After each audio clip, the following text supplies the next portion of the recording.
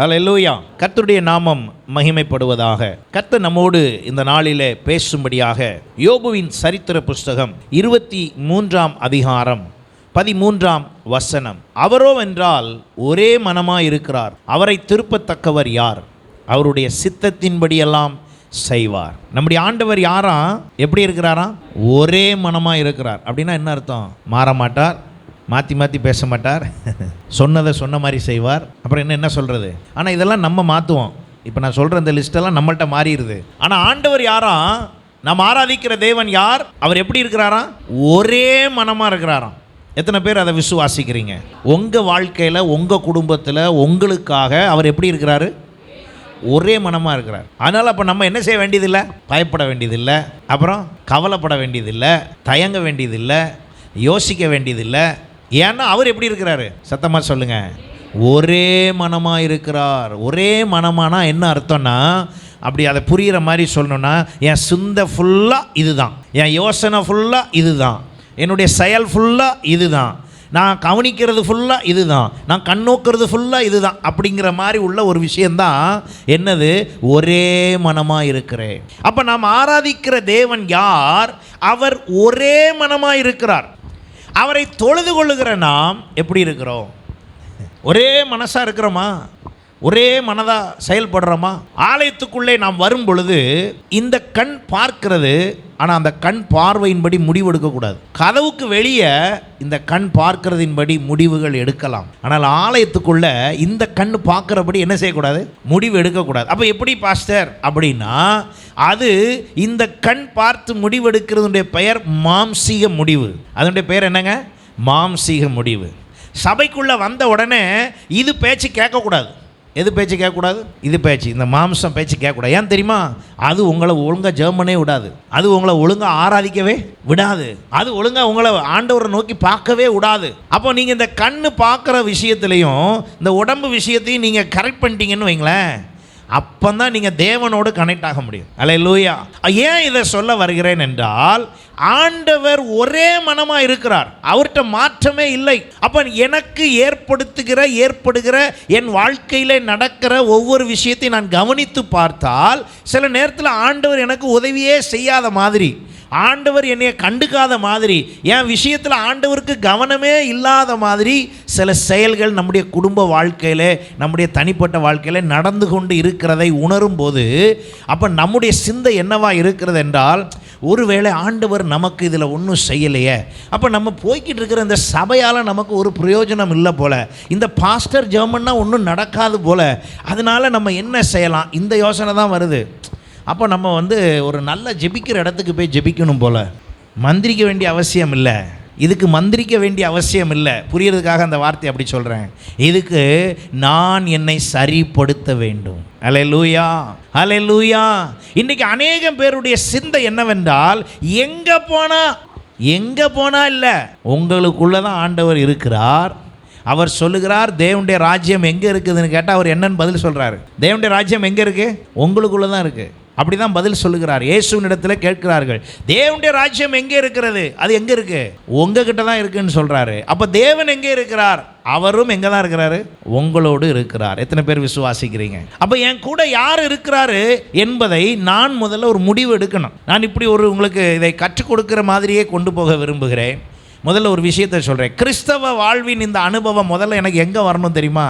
முதல்ல என் சிந்தையில் வரணும், முதல்ல என் ட்ரீமில் வரணும், என் யோசனையில் வரணும். இப்போ ஒவ்வொருத்தரையும் கூப்பிட்டு ஒரு யோசனையை கேட்டால், உங்களுடைய ஃப்யூச்சர் பிளான் அண்ட் உங்களுடைய திங்கிங் மைண்டை சொல்லுங்கள் அப்படின்னா நீங்கள் சொல்லுங்கள், எனக்கு ஃப்யூச்சரில் இப்படி இருக்கணுங்க, நான் என் லைஃப் இப்படி இருக்கணும்னு நான் நினச்சிட்டு இருக்கேன். சொல்கிறோமா இல்லையா?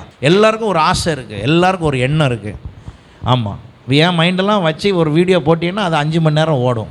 இதுக்கே இவ்வளவு சிந்தனையாக பாஸ்டர்னா வர முடியெல்லாம் நிறச்சி போச்சு. அந்த சிந்திச்சு அவ்வளோ விஷயங்கள் யாருக்காக? தேவனுடைய ராஜ்யத்துக்காக. ஆனால் எல்லாத்தையும் செஞ்சிடலாமா? செய்ய முடியாது. ஏன் செய்ய முடியாதுன்னா, இந்த வசனத்தின் கடைசி பகுதியை வாசிங்க. ஏன் அப்படி செய்ய முடியாது?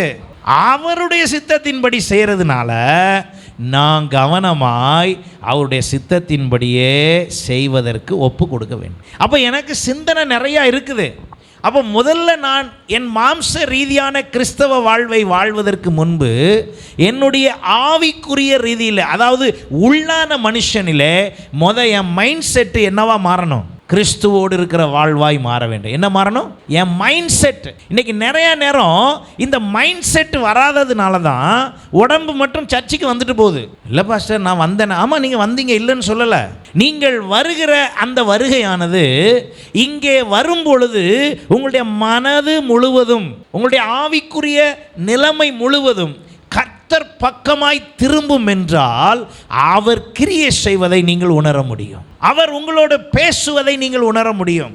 அவர் உங்களை எந்த அளவுக்கு வழிநடத்த விரும்புகிறார் என்பதை நீங்கள் அறிய முடியும். அப்போ ஒரு காரியத்தை புரிய வேண்டும் என்றால் யோபு தன்னுடைய அனுபவத்தில் இருந்து அதை சொல்லுகிறார். அவரோ வென்றால் ஒரே மனமாயிருக்கிறார். அப்படின்னா அர்த்தம் என்ன? அவர் எந்த அனுபவத்தை சொல்ல வருகிறார்? அவர் தன்னுடைய வாழ்விலே நடந்த சில அனுபவங்களை சொல்லி அவர் பேசும் பொழுது தன்னுடைய நண்பர்கள் 4 பேர், அதிலே முக்கியமாய் 3 பேர் அவரோடு பேசிக்கொண்டே இருந்திருக்கிற விஷயத்தில் அவர் சொல்லுகிறார், அவரை திருப்பத்தக்கவன் யார்? அந்த அதிகாரத்தில் அப்படியே நீங்கள் வாசிச்சுட்டே வந்தீங்கன்னா 14ஆம் வசனத்தை வாசிங்களேன். அவர் சொல்லுகிறார், எனக்கு குறித்திருக்கிறதை அவர் என்ன செய்வாராம்? நிறைவேற்றுவார். இப்படிப்பட்டவைகள் இன்னும் அநேகம் அவரிடத்தில் உண்டு. உங்களுக்கு நிறைவேற்ற வேண்டியது என்னன்னு கவனிங்க.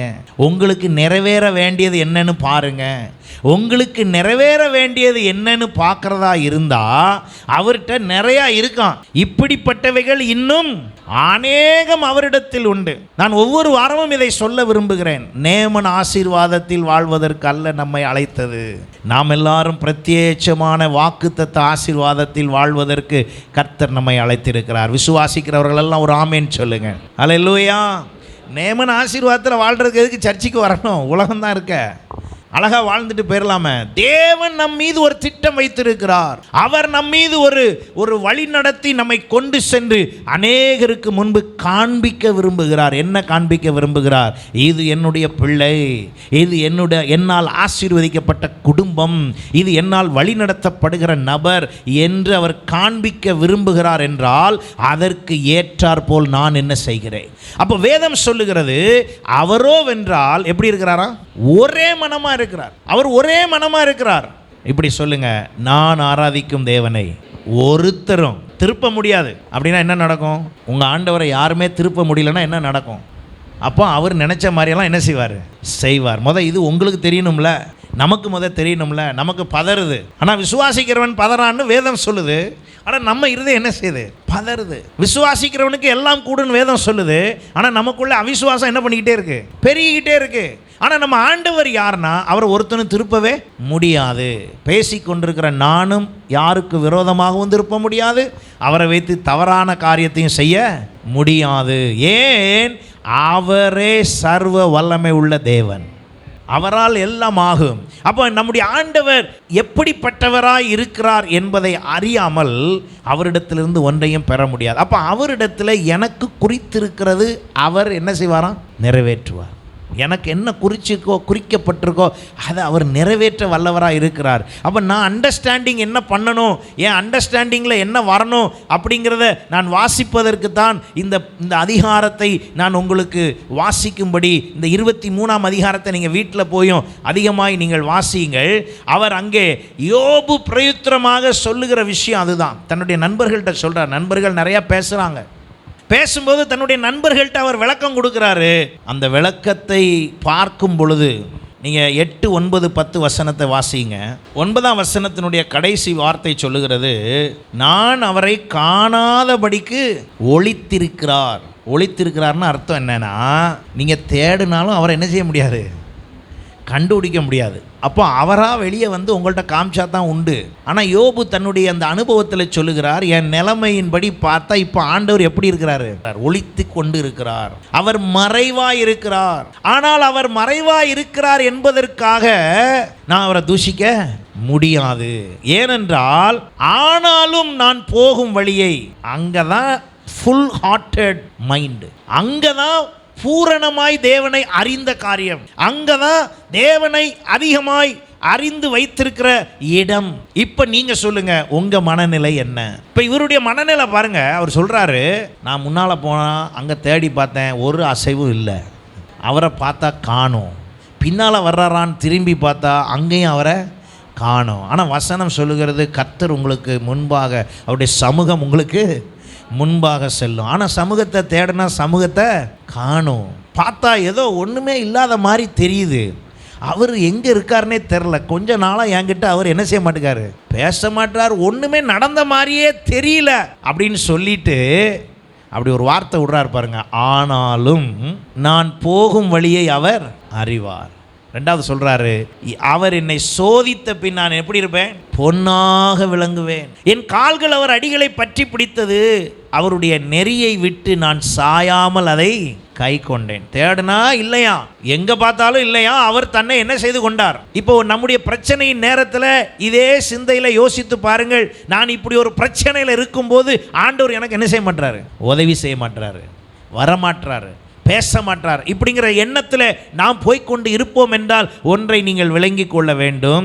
எப்போ என் பிரச்சனை பெருசாகுதோ அப்போ என் மனதுக்குள்ள அவர் எங்கே இருக்கேன்னு அவர் என்ன செய்ய விரும்புகிறார், அறிய விரும்புகிறார். எனக்கு ஒரு பிரச்சனை வரும்போது என் ஆண்டவர் அவர் எங்கே இருக்கிறார்னு, என்கிட்ட எங்கே இருக்கிறார்னு அவர் அறிய விரும்புகிறார். அதற்காக அவர் எப்படி இருந்து பார்க்குறாரு, ஒளித்திருந்து பார்க்கிறார். என்ன பார்க்குறாரு, இப்படி ஒரு பிரச்சனை வந்துருச்சு, அந்த பிரச்சனை நேரத்தில் என் பிள்ளை என்ன பேசுதுன்னு பார்க்கட்டும், என் பிள்ளை என்ன யோசிக்குதுன்னு பார்க்கட்டும், யார்கிட்டலாம் புலம்புதுன்னு பார்க்கட்டும், யார்கிட்டலாம் எதை எதை பேசுதுன்னு கேட்கட்டும்.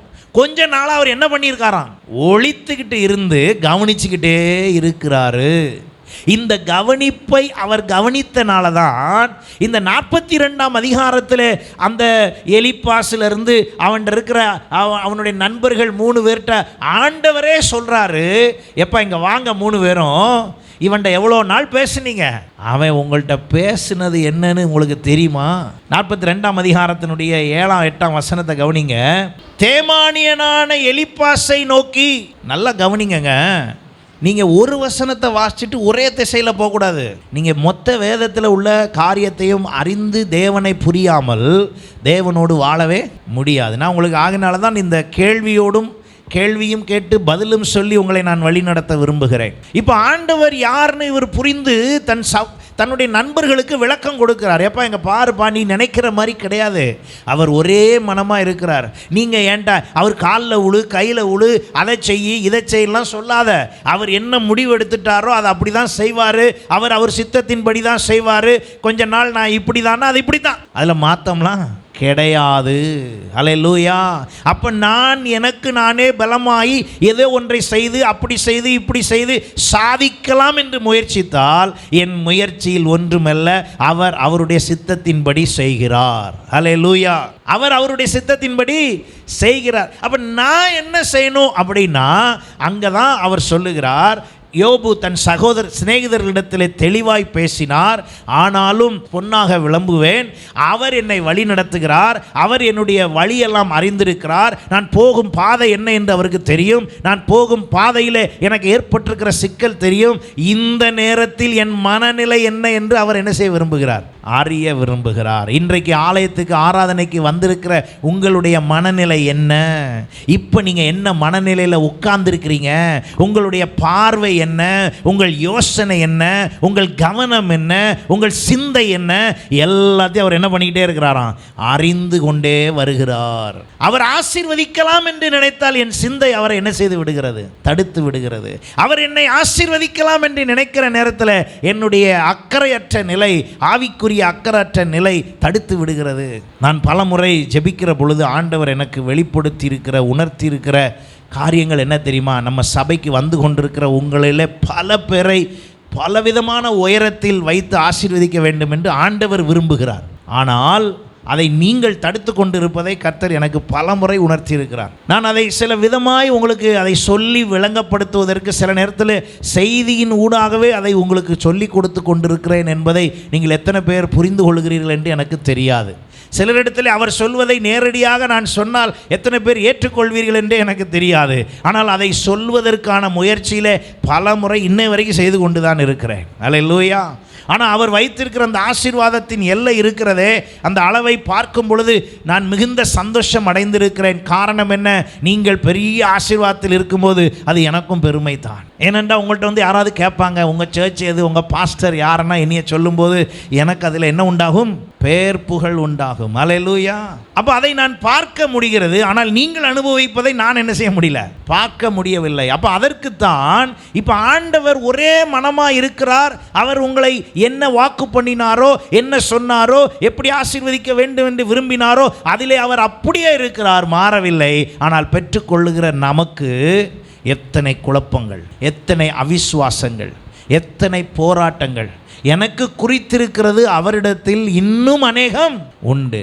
அப்போ அந்த நண்பர்கள் எல்லாம் பேசினதற்கு யோபு பதில் சொன்ன அந்த பதிலுக்கு சரியான பதிலை ஆண்டவர் 42ஆம் அதிகாரத்தில் அங்கே சொல்லியிருக்கிறார். என் தாசனாகிய யோபு பேசினது போல நீங்கள் என்னை குறித்து நிதானமாய்.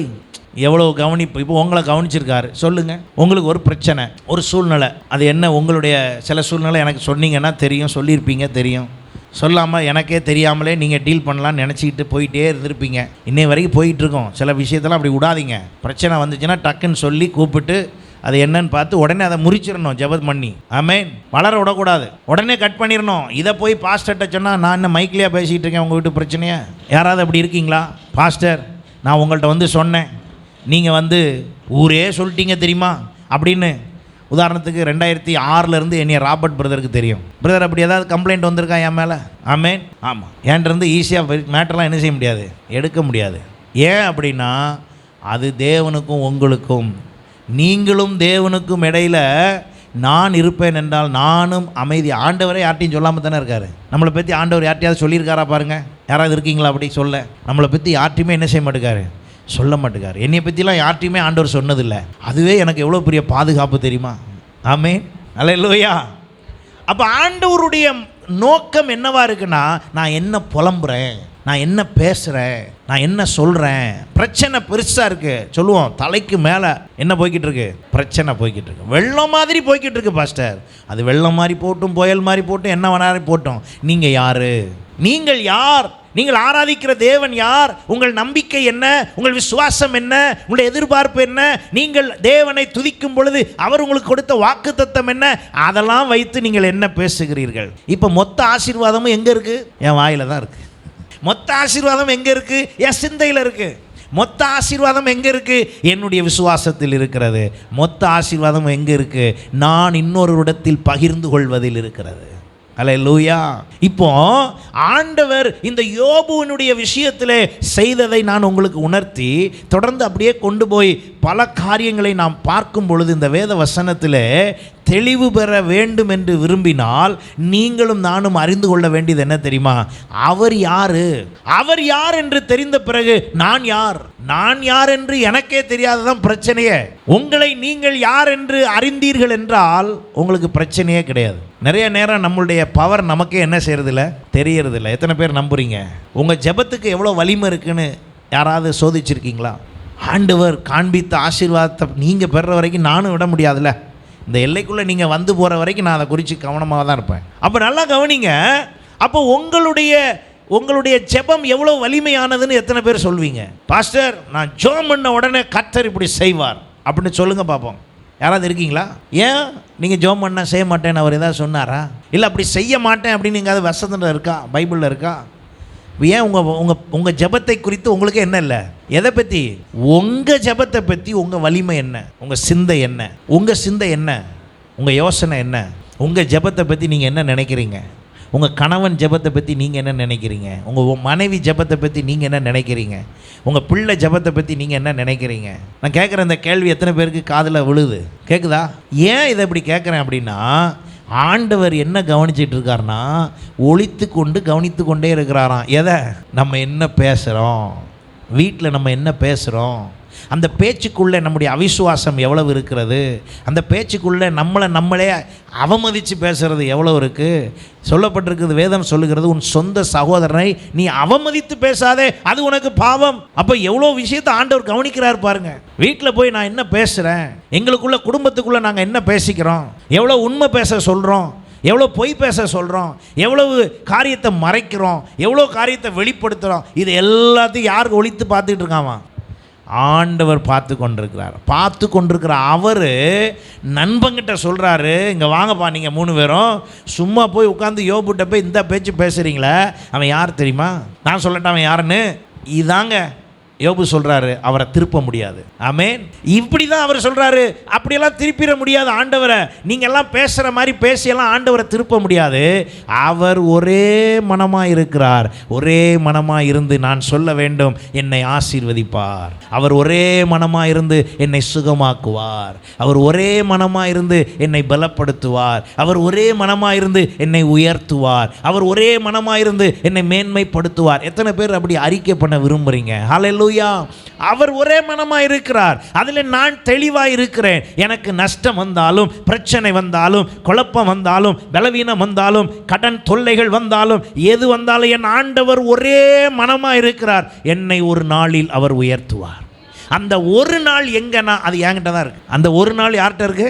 என்கிட்ட தான் இருக்கு. என்றையிலிருந்து அவர் என்னை ஆசீர்வதிப்பார். அந்த என்றையிலிருந்துங்கிறதே என்கிட்ட தான் இருக்கு. அது ஏன் என்கிட்ட இருக்கு அப்படின்னா, என் ஆண்டவர் வாக்கு பண்ணினதை நிறைவேற்றுவதற்கு வல்லவர்.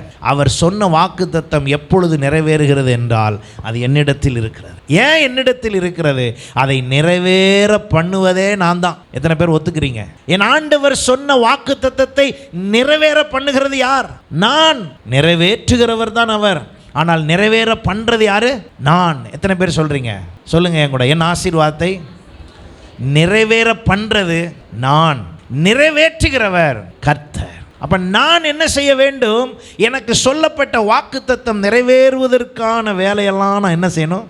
செய்ய வேண்டும். சுமார் இந்த சரித்திர புஸ்தகத்தில் யோபுனுடைய சரித்திரத்தை வைத்து சொல்லுகிறவர்கள் சுமார் 6 மாத காலம் இந்த பிரச்சனை அவனுக்கு இருந்துச்சான். எந்த பிரச்சனை? யோபுனுடைய இந்த பிரச்சனை. 6 மாதத்துக்கு முன்னால் அவர் யாருன்னா கோடீஸ்வரர். இப்போ இந்த 6 மாதம் அவர் யார்? ரோட்டு ஓரத்தில் உட்காந்து சொரிஞ்சிக்கிட்டு அவமானப்பட்டு 4 பேர் முன்னால் அப்படியே ரொம்ப நொந்து போய் இருக்கிற ஒரு மனுஷன். ஆனால் இந்த 6 மாத கேப்பில் அவனுடைய நண்பர்கள் பேசின எல்லா பேச்சையும் வைத்து இப்போ ஆண்டவர் அங்கே தெளிவாய் பேசுகிறார். யோபு பேசினது போல நீங்கள் என்னை குறித்து என்ன செய்யவில்லை? நிதானமாய் பேசவில்லை. இன்றைக்கு ஆண்டவர் என்னுடைய பேச்சை கவனிக்கிறார், என்னுடைய யோசனையை கவனிக்கிறார், என்னுடைய எல்லா விதமான நடவடிக்கையை கவனிக்கிறார். கவனித்த பிறகுதான் ஆண்டவர் கொடுத்த வாக்கு தத்தத்தின் ஆசீர்வாதம் வர ஆரம்பிக்கும். அது வரைக்கும் நேமன ஆசீர்வாதத்துக்கு தடையே கிடையாது. ஏன்னா அவர் கடவுள் இல்லைன்னு சொல்கிறவனுக்கும் என்ன தான் கொடுக்காரு? இந்த மழை கடவுள் இல்லைன்னவனுக்கும் பெய்யுது. கடவுள் இல்லைன்னு சொல்கிறவனுக்கும் எல்லாம் கிடைக்குது. கடவுள் இல்லை என்று சொல்லுகிறவன் விதைத்தாலும் அந்த பூமி அவனுக்கு என்ன கொடுக்கும்? அறுவடையை கொடுக்கும். அதில் சந்தேகம் இல்லை. 5 ஏக்கர் நிலத்தில் கடவுள் இல்லை என்று சொல்லுபவன் நாற்று நட்டாலும் அறுவடை உண்டு. ஏனென்றால் அது தேவன் மனுக்குலத்திற்கு கொடுத்திருக்கிற ஆசீர்வாதம். ஆனால் திருச்சபைக்குள் வந்திருக்கிற உங்களுக்கும் எனக்கும் அந்த ஆசீர்வாதத்தின் அளவில் நிற்பதல்ல, அதை விட மேலான வாக்குத்தத்தத்தின் ஆசீர்வாதத்தை கர்த்தர் வைத்திருக்கிறார் என்றால் அதை பெறுவதற்கு நான் என்ன செய்கிறேன்? சில வேளையிலே ஆண்டவர் என் வீட்டிலே அவர் எப்படி இருக்கிறாரு? ஒளித்திருக்கிறார். என்ன ஒளித்திருக்கிறார்? ஒளித்திருந்து என் நடவடிக்கையை கவனிக்கிறார், என் பேச்சை கவனிக்கிறார், என் செயலை கவனிக்கிறார், என்னுடைய விசுவாசத்தை அவர் ஆழத்தை அறிய விரும்புகிறார். அப்படி விரும்பி விட்டு எனக்கு எதிராய் பேசுறவன்ட போய் அவரே பேசுறார். இங்க பாரு, இனிமேல் யாரை பத்தி பேசக்கூடாது? யோபுவை பத்தி பேசக்கூடாது. நீ அவனை பத்தி தப்பா பேசுறிய, அவன் யாருன்னு உனக்கு தெரியுமான்னு அங்க போய் என்ன செய்றாரு? பேசுகிறார். இன்றைக்கு நீங்களும் நானும் ஆசீர்வாதத்தை எப்படி தடுக்கிறோம் என்றால், சில வேளையிலே நம்முடைய அறிவாற்றலில் தடுக்கிறோம், சில வேளையிலே தவறான புரிதலில் தடுக்கிறோம். இன்றைக்கு கர்த்தர் அதை சரிப்படுத்துவாராக. ஹல்லேலூயா. ஏனென்றால் நமக்கு குறித்திருக்கிறதை நிறைவேற்ற வல்லவர் அவரிடத்தில் இன்னும் அதிகம் அவரிடத்தில் உண்டு. ஏனென்றால் என்னாகமம் 23ஆம் அதிகாரம் 19ஆம் வசனம் சொல்லுகிறது, பொய் சொல்ல தேவன் ஒரு மனுஷன் அல்ல, மனமாற அவர் மனுபுத்திரன் அல்ல. அப்படி சொல்லிட்டாலே அர்த்தம் என்ன? மனுஷன் என்ன செய்வான்? பொய் சொல்லுவான். மனுஷன் என்ன செய்வான்? மனம் மாறுவான். ஆனால் நாம் ஆராதிக்கிற தேவன் அப்படிப்பட்டவர் அல்ல. அப்படி சொல்லிட்டு சொல்லப்பட்டிருக்கிறது, அவர் சொல்லியும் செய்யாதிருப்பாரா? அவர் வசனித்தும் நிறைவேற்றாதிருப்பாரா? அப்படின்னா அர்த்தம் என்ன?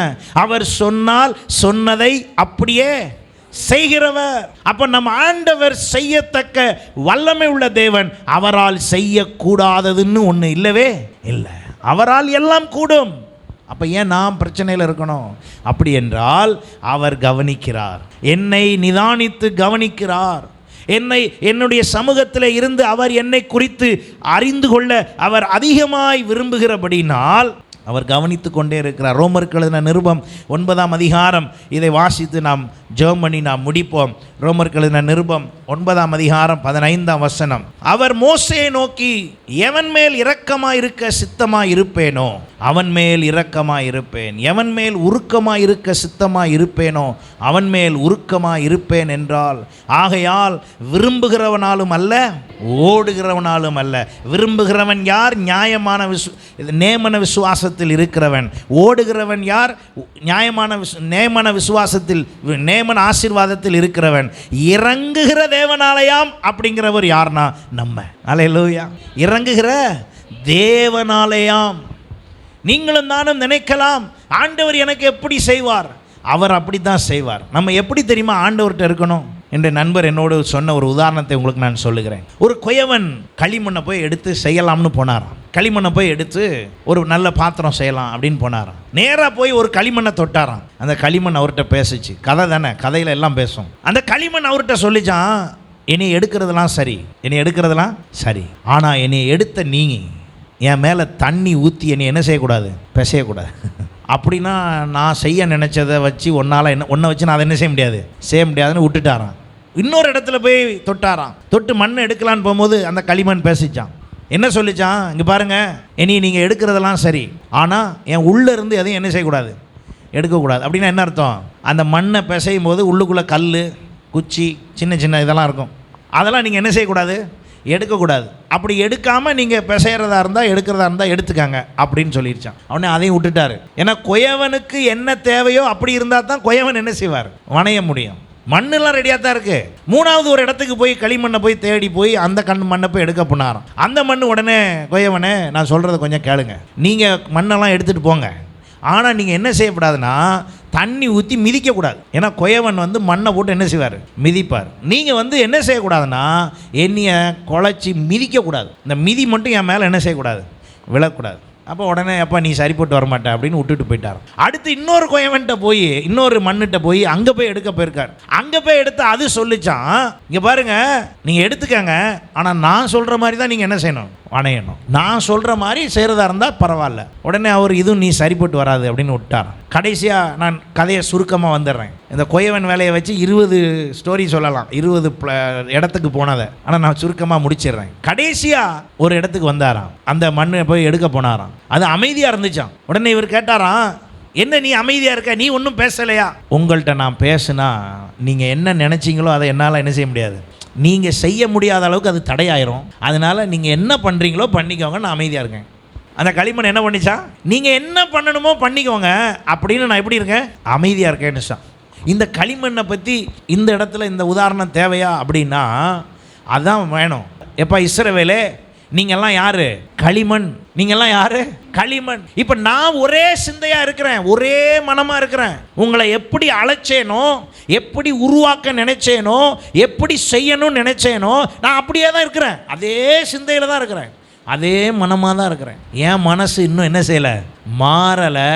அப்போ அங்கே அந்த எரேமியா தீர்க்க தரிசன புஸ்தகத்தை 18ஆம் அதிகாரத்தில் நீங்கள் அங்கே வாசிக்கும் போது அந்த எரேமியா தீர்க்கதரிசியின் இடத்துல ஆண்டவர் சொல்லுகிறார், ஓ தீர்க்கதரிசியே, சட்டுன்னு எந்திரி, காலையிலே நீ என்ன பண்ணுற? நீ எழுந்து ஒரு குயவன் வீட்டுக்கு போ. அங்கே நீ போனேன்னா நான் என் மனசுலேருந்து என்ன பேசுகிறேன்னு உனக்கு தெரியும்.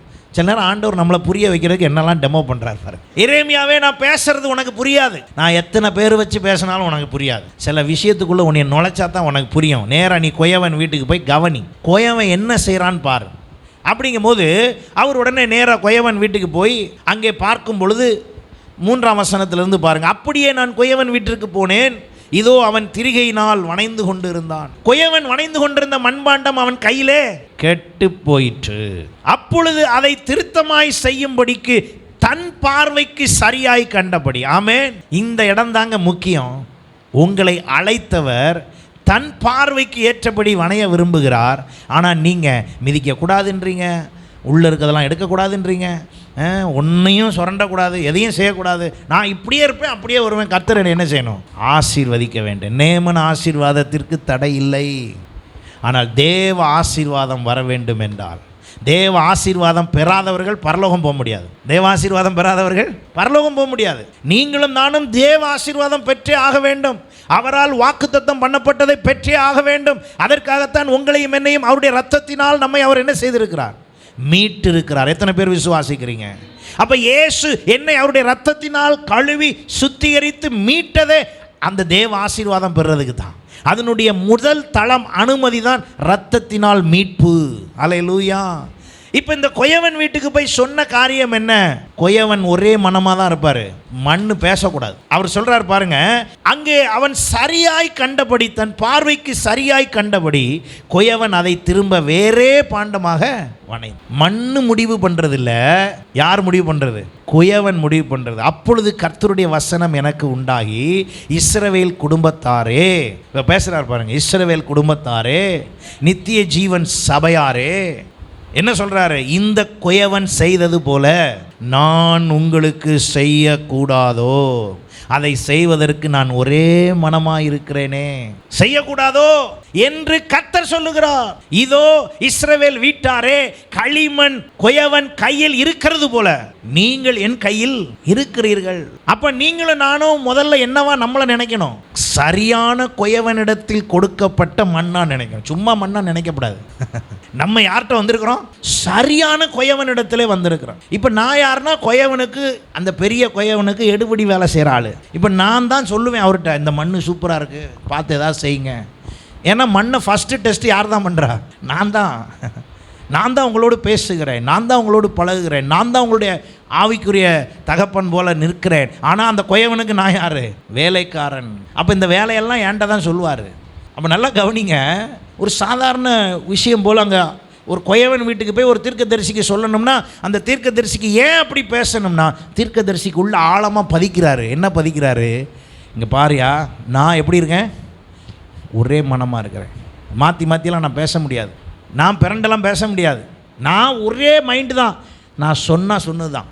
நான் இந்த குடும்பத்தை என்ன செய்ய வேண்டும் என்று திட்டம் பண்ணிவிட்டேனோ அதன்படியே செய்தே தீர்வேன். ஆனால் தாமதம் ஏன்? தாமதம் யாரால்? இப்போ சாத்தானெல்லாம் இதில் கொண்டு வரக்கூடாது, நம்மளால தான் தாமதம்.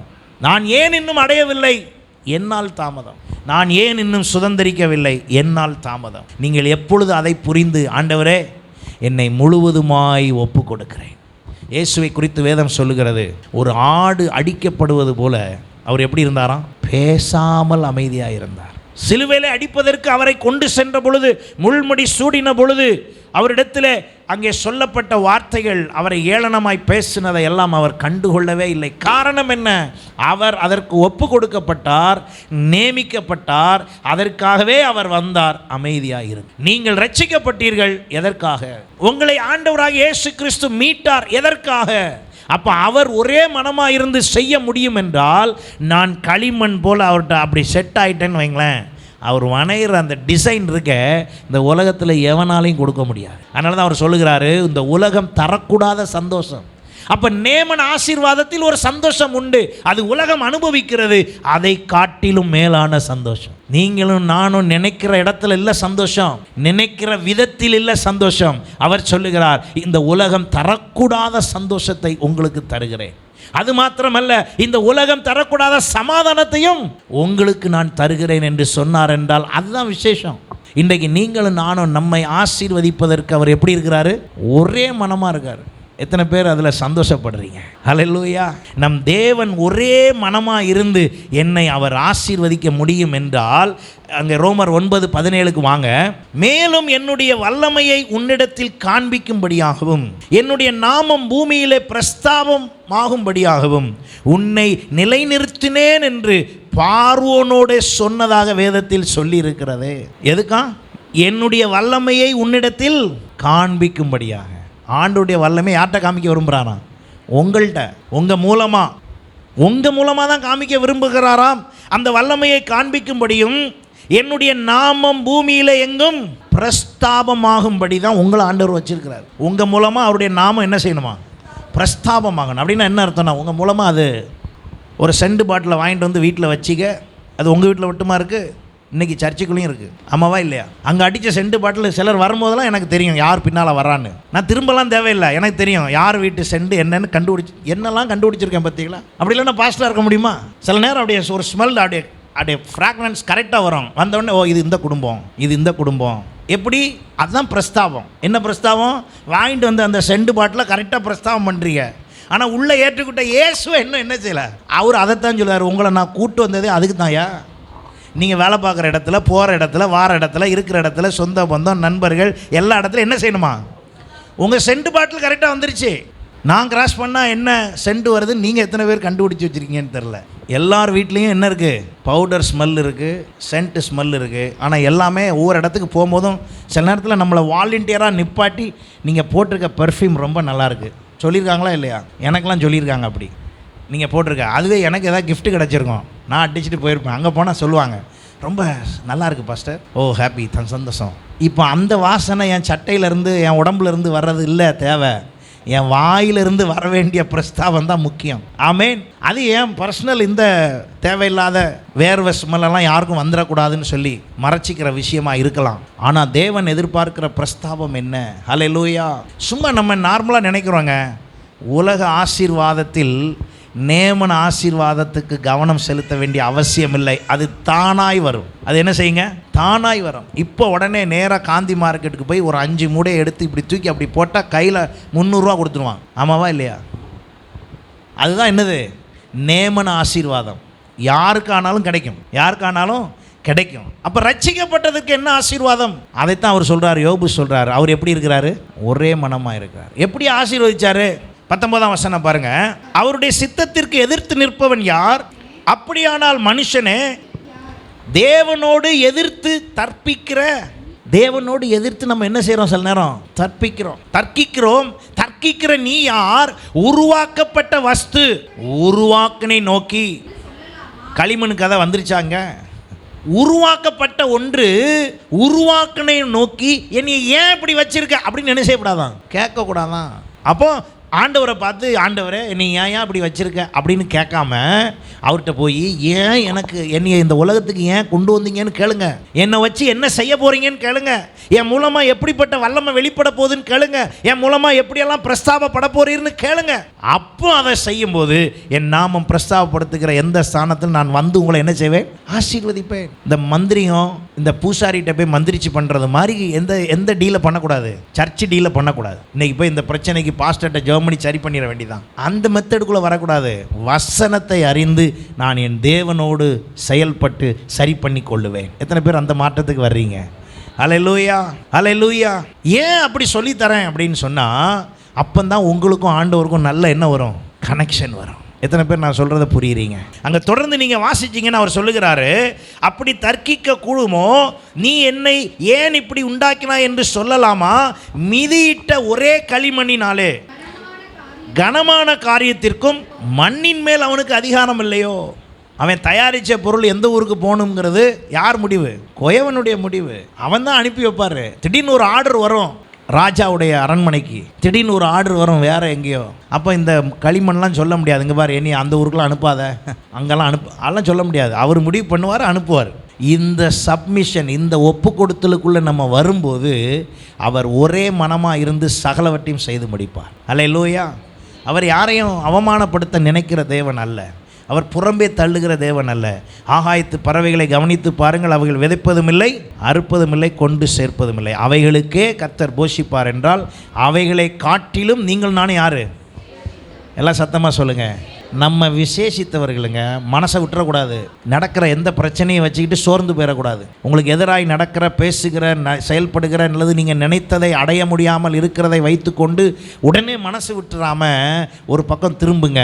அப்படி திரும்பி நீங்கள் வருவீங்கன்னா இந்த யோபு திரும்ப எப்படி அந்த ஆசீர்வாதத்தை பெற்றார் அதை மட்டும் வாசித்து நம்ம முடிப்போம்.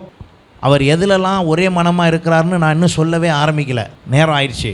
அடுத்த செய்தியில் நம்ம தொடருவோம். 42ஆம் அதிகாரம் 11ஆம் வசனம் பாருங்கள். அவனுக்கு ஆறுதல் சொல்லி இந்த இடத்துல நிப்பாட்டி வாசிப்போம். எல்லாம் ஆறுதல்லாம் சொல்லியாச்சு. இப்போ தான் பாருங்கள், கர்த்தர் ஒரு மனுஷனை ஆசீர்வதிக்கிறதுங்கிறது அப்படி தான். நேமன ஆசீர்வாதத்துக்கு நம்ம பாடுபடணும். கர்த்தர் ஆசீர்வதிக்கிறது எப்படி வருது பாருங்க. இப்போ என்ன பண்ணுறாங்களாம் பாருங்க. அவரவர் ஒவ்வொருவரும் ஒவ்வொரு தங்க காசையும் அவரவர் ஒவ்வொரு பொன் ஆபரணத்தையும் அவனுக்கு கொடுத்தார்கள். இப்போ கொடுத்த உடனே யோபுடைய நிலைமை என்ன ஆயிடுச்சாம் பாருங்க. 12ஆம் வசனம். இப்போ பாருங்க, இருந்த ஆசீர்வாதத்தை விட இப்போ அவர் ஆசீர்வாதம் எப்படி இருக்கு? 2 மடங்கு இருக்கு. அல்லேலூயா.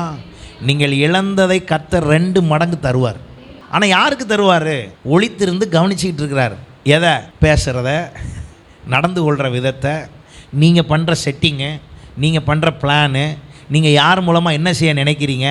ஞாயிற்றுக்கிழமை ஒரு 2 மணி நேரம் தான் எனக்கு உங்களை தெரியும். மற்ற 6 நாள் நீங்கள் என்ன பண்ணுறீங்கன்னு உங்கள்கிட்ட ஒளித்திருந்து அவர் கவனித்து, நீங்கள் என்னெல்லாம் பிளான் போடுறீங்களோ எல்லாத்தையும் கவனிச்சுட்டு அப்புறம் தான் அவர் முடிவுக்கு வருவார், இந்த வீட்டுக்கு செய்யணுமா செய்யக்கூடாது. ஏன்னா அவர் தருகிற ஆசீர்வாதத்துக்கு வேண்டியதெல்லாம் அங்கே இருக்கணும். யோபுவினுடைய வாழ்க்கையில் அவர் ஆசீர்வாதத்திற்கு தடை பண்ணுவதற்கு ஒன்றுமில்லை. காரணம் தெளிவாய் சொல்லுகிறார், இந்த யோபு என் மீது எந்த குறையும் சொல்லவில்லை, அவன் பேச்சு நிதானமாக இருக்கிறது என்றார். ஆகையினால் அவனை எத்தனை மடங்கு ஆசீர்வதிச்சாராம்? சத்தமாக சொல்லுங்கள். 2 மடங்கு ஆசீர்வதித்தார். இன்றைக்கி நீங்களும் நானும் இந்த உலகத்தில் வாழும் பொழுது கர்த்தர் நம் மூலமாய் வெளிப்பட வேண்டும் என்றால் நாம் கவனம் ஃபுல்லாக என்ன இருக்க வேண்டும்? என் ஆண்டவர் ஒரே மனமாக இருக்கிறார், அவர் அதில் எல்லாவற்றையும் செய்து முடிப்பார். அல்லேலூயா. அங்கே வாசித்தீங்கன்னா உடனே அடுத்து அவனுடைய குடும்பம் முழுவதும் என்ன செய்ததாம்? செழிப்பை அடைந்தது. கடைசி வசனம் சொல்லுகிறது, யோபு நெடுநாள் இருந்து பூரண வயது உள்ளவனாய் மரித்தான். காரணம் என்ன? அவனுடைய பேச்சு, அவனுடைய யோசனை, அவனுடைய சிந்தனை, அவனுடைய செயல். இப்போ ஆண்டவர் எதை கவனிக்கிறார்? கவனிச்சு பார்த்தீங்களா? ஞாயிற்றுக்கிழமை வர்றதை பற்றி அவருக்கு வேலையே இல்லை. இது கண்டிப்பாக கவனிக்கிறாருனாலும் இதை விட முக்கியமாக கவனிக்கிற ஒரு இடம் இருக்குது. அது எங்கே? உங்களுடைய வீடு. நான் அதை தொடர்ந்து வரும்போது அந்த வீட்டு மேட்டரை கரெக்டாக உங்களுக்கு சொல்லித்தர முடியும். வர்ற நாட்கள் அதை சொல்லித்தரேன். அவர் நேராக உங்கள் வீட்டில் தான் கவனிக்கிறாரு. இந்த வீட்டில் கவனிப்பதை விட உங்கள் வீட்டில் தான் கவனிக்கிறார். உங்கள் வீட்டுக்குள் என்ன என்பதை அவர் கவனித்து அவர் ஆசீர்வாதத்தை கொடுக்க விரும்புகிறார். அல்லேலூயா. இது யோபுனுடைய வாழ்க்கையில் நடந்ததை அவர் அப்படியே சொல்லுகிறார். எனக்கு எனக்கு என் ஆண்டவரை திருப்பத்தக்கவன் யார்? அவர் எனக்கு குறித்தது அவர்கிட்ட எப்படி இருக்குது? இன்னும் அநேகம் இருக்குது. யோபு 23ஆம் அதிகாரத்தை வீட்டில் போய் திரும்ப ஒருக்க வாசிங்க. யோபு பிரயுத்திரமாகன்னு எங்கெல்லாம் போட்டிருக்கோ அந்த அதிகாரத்தின் ஸ்டார்டிங்கில் அதெல்லாம் யோபு புஸ்தகத்தில் வாசிங்க, உங்களுக்கு அது முழுசும் புரியும். ஆமேன். ஆண்டவர் தாமே நிச்சயமாய் உங்கள் வாழ்க்கையிலையும் உங்களை ஆசீர்வதிப்பதிலே அவர் ஒரே மனமாக இருக்கிறார், ஒரே சிந்தையாக இருக்கிறார், ஒரே யோசனையாக இருக்கிறார். உங்களுக்கானது எல்லாவற்றையும் அவர் நிறைவேற்றி முடிப்பார். நீங்கள் அதை பெற்றுக்கொள்ளுங்கள், ஆசீர்வாதம் அடையுங்கள். ஒருவேளை இழந்திருப்பீர்கள் என்றால் 2 மடங்கு தருவார். நீங்கள் இழந்ததை எல்லாம் திரும்ப கொடுக்க அவரால் கூடும். எப்படி தருவார்? அதையும் அங்கே எழுதப்பட்டிருக்கிறது. அதன்படியே தருவார். கர்த்தர் உங்கள் ஒவ்வொருவரையும் ஆசீர்வதிப்பாராக.